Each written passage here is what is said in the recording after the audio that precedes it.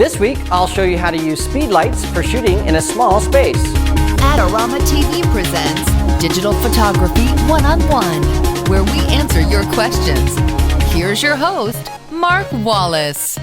Hi everybody, welcome to this week's episode of Digital Photography One-on-One. Well, this week we have a great question from Tom and Rhonda in New Haven, Connecticut. We're starting to shoot more portraits. Do you have any tips for setting up a small studio in a house on a low budget?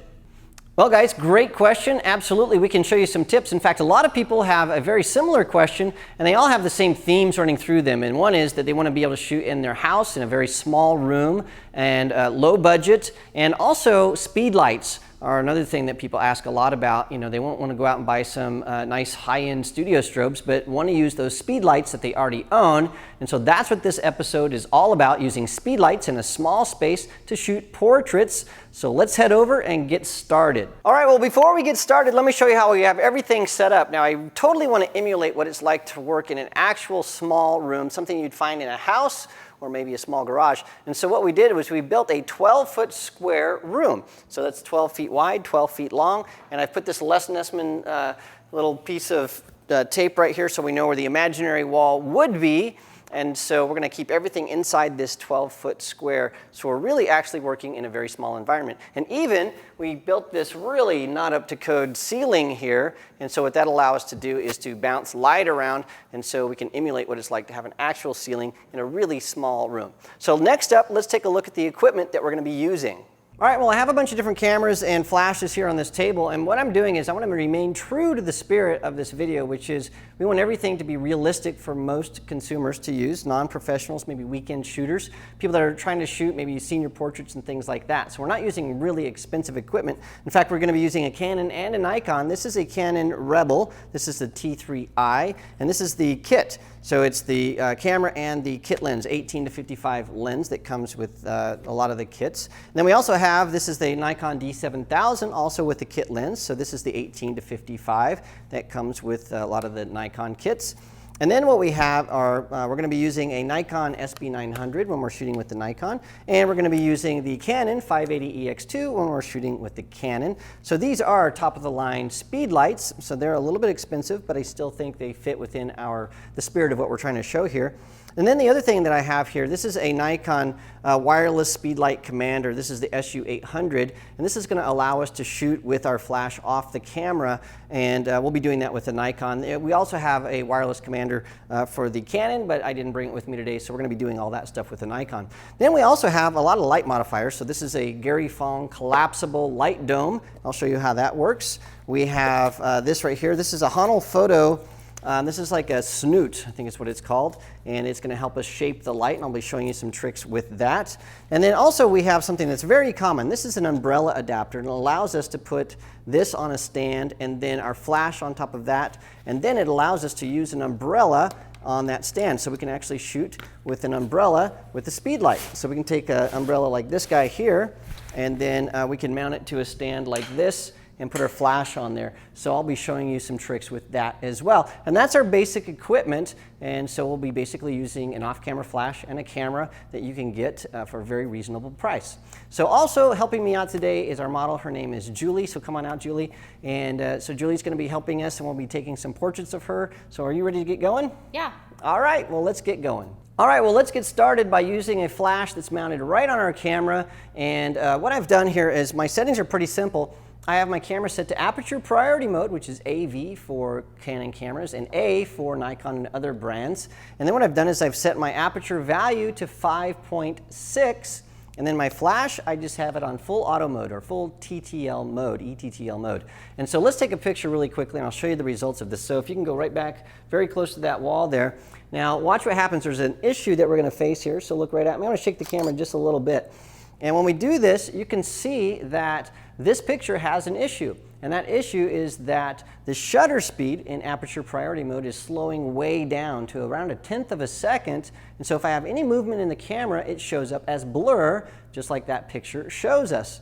And so we need to eliminate that by doing something, and that is to increase our shutter speed. Now what I could do is I could increase my shutter speed by putting my camera in shutter priority mode, which is TV on a Canon or S on other brands. Then I could just set my shutter speed to something faster, but the problem with that is now I don't have any control over what my aperture value is going to be. So what we're going to do here is we're going to put our camera in full manual mode. So don't worry too much about this if you're not sure how to shoot in manual mode. This is going to work in our small studio environment. We don't have enough time to go into depth about why these settings work, but if you trust me on this, I think you're going to get some great pictures. So what I'm doing is I'm putting my shutter speed to 200th of a second, and that is the sync speed of this flash. Don't have to worry about what that means at this point, just trust me on it. And then I'm going to set my aperture value to 5.6. So I have a fast shutter speed and a nice wide open aperture to get shallow depth of field, and this is going to work out just nice. Now the reason I set my shutter speed that high is I want to eliminate some of the ambient light that we're getting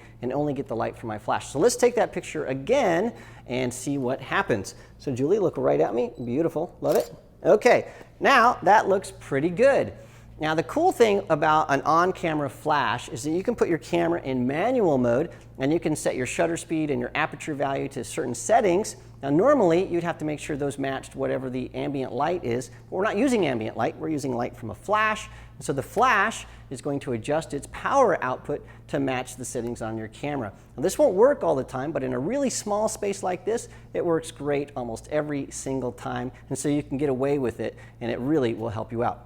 Well, now let's take a look at how we can improve on this picture, because it's just sort of flat light. It's not a great picture. So what we're going to do next is we're going to bounce the light by moving the top of our flash around. Now normally your flash is going to have some kind of button to make sure that it releases, and so you can move it and you can also tilt it. So what we're going to do at first is we're going to move it to the side. So I'm going to bounce light from this wall onto the side of Julie's face. So again, I've moved this so it's bouncing this way.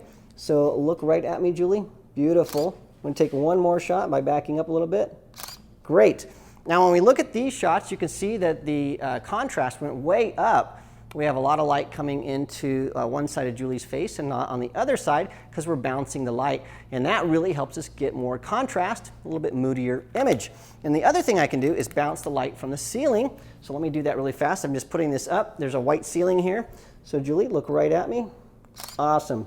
I love that. I'm going to zoom out just a little bit. Perfect. Okay, now again we have a little bit more contrasty light, and you can try doing all kinds of bouncing. As long as you have white walls, this is going to work really well. It won't work very well off of walls that are gray or dark, but most small studios should have light colored walls. Well, there's a better way to bounce light, and that is by using something that we have here at the studio. It's called the Gary Fong light sphere, so we're going to use that next. All right, well, I've put this light sphere on my 580EX2. It just sort of squishes on there, and it's this soft rubbery thing. And what it does is it takes the flash and it bounces the light in 180 degrees, actually 360 degrees. It just sort of spreads it everywhere. And so what happens is this light becomes really soft. There's not a lot of shadows, so the light's going to be bouncing off the ceiling and off the wall and just sort of everywhere, and it really diffuses the light. Now, the way to use this is you're going to have your flash, you need to have it sort of vertical like that, sort of like a tomahawk chop. And then what you can do is no matter if you're shooting horizontal or vertical, no matter which way you put your camera, you're going to want to keep that up so that the light is spreading in 180 degrees around you. And so I'm going to take a few pictures using this, and you can see that this really will give you a nice soft light. So Julie, let's take a few pictures. So we're going to take some verticals just like that. Beautiful. Love it. Perfect.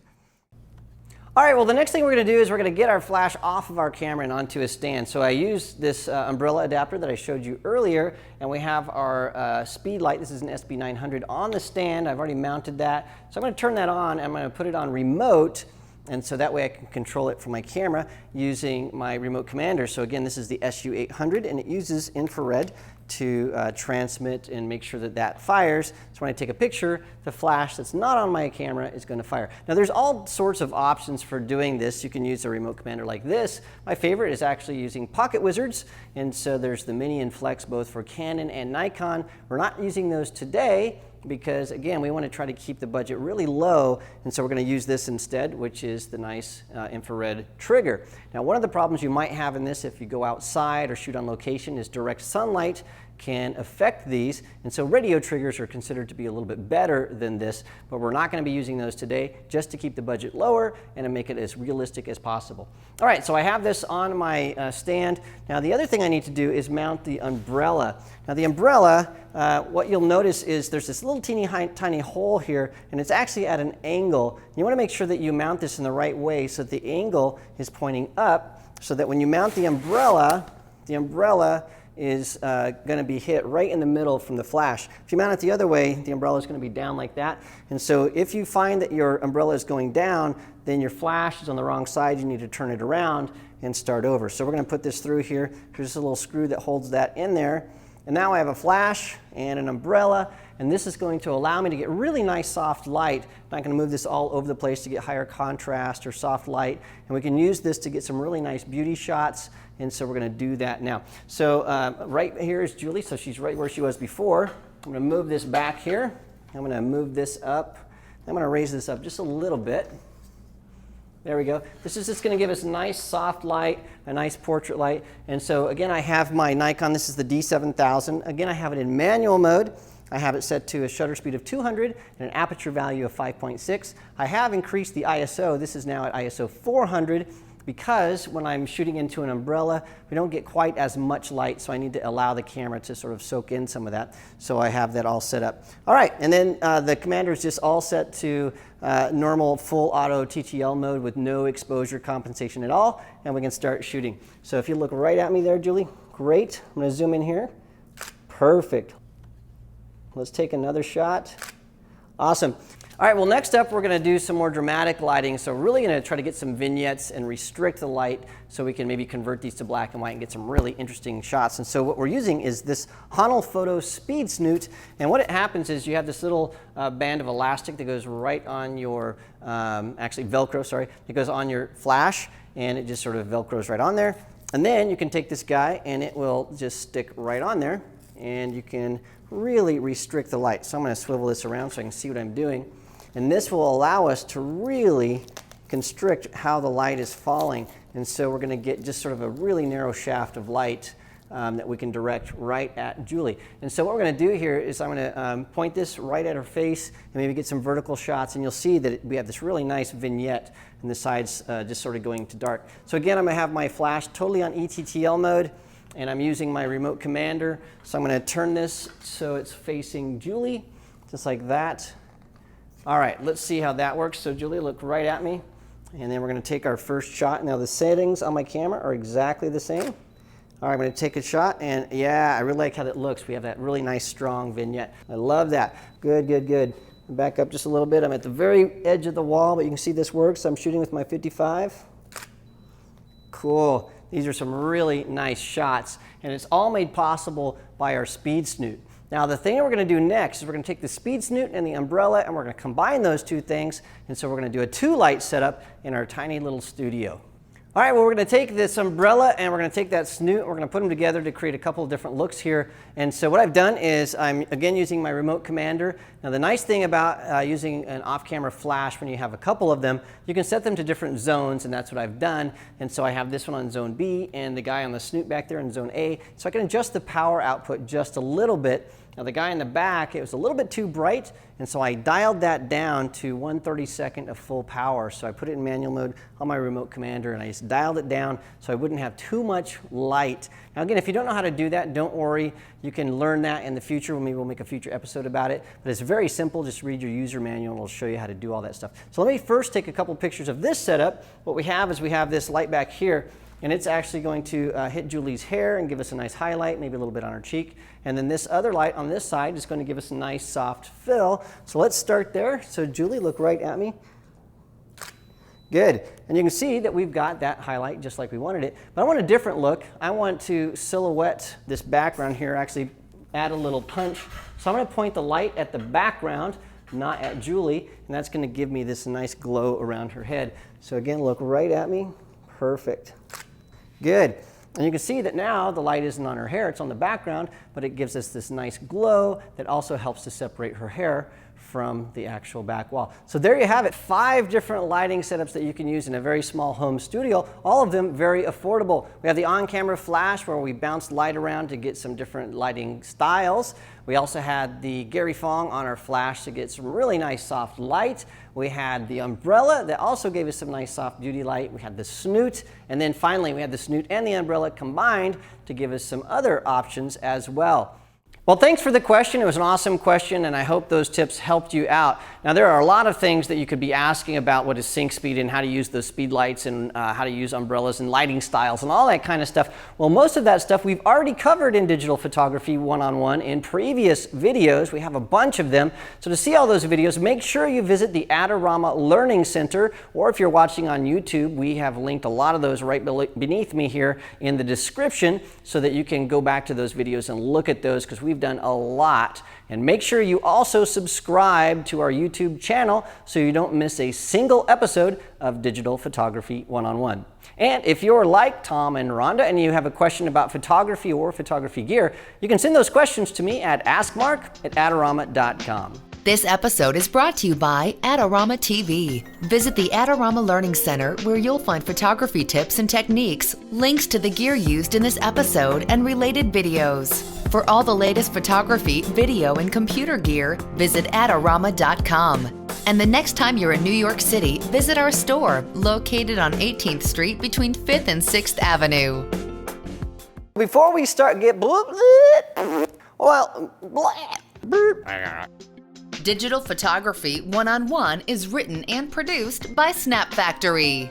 For more information about our workshops, visit snapfactory.com.